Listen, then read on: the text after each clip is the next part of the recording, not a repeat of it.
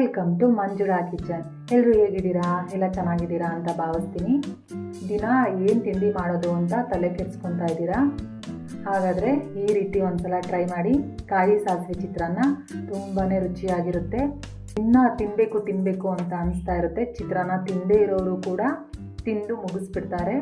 ಒಂದು ಸಲ ಈ ಥರ ಟ್ರೈ ಮಾಡಿ ನೋಡಿ. ಈಗ ಹೇಗೆ ಮಾಡೋದು ಅಂತ ನೋಡೋಣ. ಇದಕ್ಕೆ ಬೇಕಾಗಿರೋ ಇಂಗ್ರೀಡಿಯೆಂಟ್ಸು: ಹುಣಸೆ ರಸ, 4 ಬ್ಯಾಡಗೆ ಮೆಣಸಿನ್ಕಾಯಿ, 3 ಹಸಿಮೆಣಸಿನ್ಕಾಯಿ, 3 ಎಸಳಷ್ಟು ಕರಿಬೇವು, 1 ಸ್ಪೂನಷ್ಟು ಸಾಸಿವೆ, ಅರ್ಧ ಸ್ಪೂನ್ ಜೀರಿಗೆ, 1/4 ಸ್ಪೂನ್ ಮೆಂತ್ಯ, 1/4 ಇಂಚು ಶುಂಠಿ, 1/4 ಸ್ಪೂನ್ ಅರಿಶಿನ, ಅರ್ಧ ಸ್ಪೂನಷ್ಟು ಬೆಲ್ಲ. ಇದೆಲ್ಲ ರುಬ್ಕೋಬೇಕು. ಇದು ಒಗ್ಗರಣೆಗೆ ಸಾಸಿವೆ, ಜೀರಿಗೆ, ಉದ್ದಿನಬೇಳೆ, ಕಡಲೆಬೇಳೆ, ಇಂಗು, ಕಡಲೆಬೀಜ, ಕರಿಬೇವು, ಒಣಮೆಣಸಿನ್ಕಾಯಿ. ಇವಾಗ ಹೇಗೆ ಮಾಡೋದು ಅಂತ ನೋಡೋಣ. ಫಸ್ಟ್ ನಾವು ಕರಿಬೇವು, ಸಾಸಿವೆ, ಜೀರಿಗೆ, ಮೆಂತ್ಯ ಈ 4 ಹಾಕ್ಕೊಂಡು ತರ್ತರಿಯಾಗಿ ರುಬ್ಕೊಬರೋಣ. ಇದನ್ನು ಹುರಿಯೋ ಅಂತ ಅವಶ್ಯಕತೆ ಏನಿಲ್ಲ. ಇವಾಗ ತರ್ತರಿಯಾಗಿ ರುಬ್ಕೊಬರೋಣ. ತರ್ತರಿಯಾಗಿ ರುಬ್ಬಿದ್ದೀನಿ. ಇವಾಗ ಇದಕ್ಕೇನೆ ಕಾಯಿ, ಹಸಿಮೆಣಸಿನ್ಕಾಯಿ, ಬ್ಯಾಡಗೆ ಮೆಣಸಿನ್ಕಾಯಿ, ಬೆಲ್ಲ, ಶುಂಠಿ, ಅರಿಶಿನ, ಹುಣಸೆ ರಸ ಗ್ರೈಂಡ್ ಮಾಡ್ಕೊಂಡು ಬರೋಣ. ಈ ರೀತಿ ತರ್ತರಿಯಾಗಿ ರುಬ್ಕೊಂಬರಬೇಕು. ಈಗ ಒಗ್ಗರಣೆ ಮಾಡ್ಕೊಳ್ಳೋದಕ್ಕೆ ಒಂದು ಬಾಣಲೆನ ಇಟ್ಟಿದ್ದೀನಿ.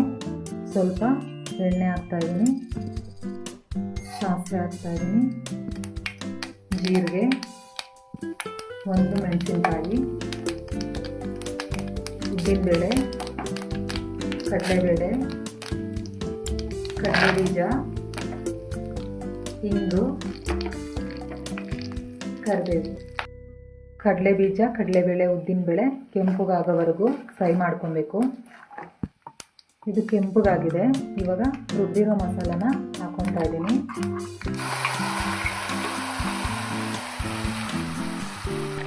ಮಿಕ್ಸಿ ಜಾರಲ್ಲಿರೋದನ್ನೆಲ್ಲ ನೀಟಾಗಿ ತೆಗ್ದಾಕಿ ನೀರನ್ನು ಸೇರಿಸ್ಬೇಡಿ.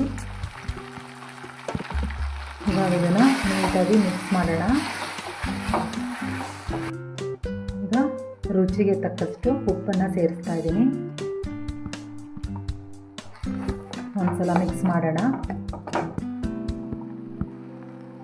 ಎಣ್ಣೆ ಬಿಡೋವರೆಗೂ ಫ್ರೈ ಮಾಡ್ತಾನೆ ಇರಬೇಕು.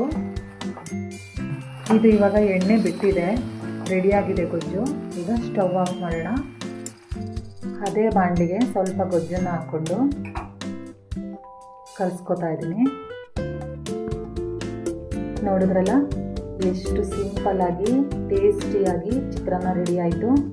ದಿನ ಒಂದೇ ಥರ ಚಿತ್ರಾನ್ನ ತಿಂದು ಬೇಜಾರಾಗಿದ್ದರೆ ನೀವು ಇದನ್ನು ಒಂದ್ಸಲ ಟ್ರೈ ಮಾಡಿ.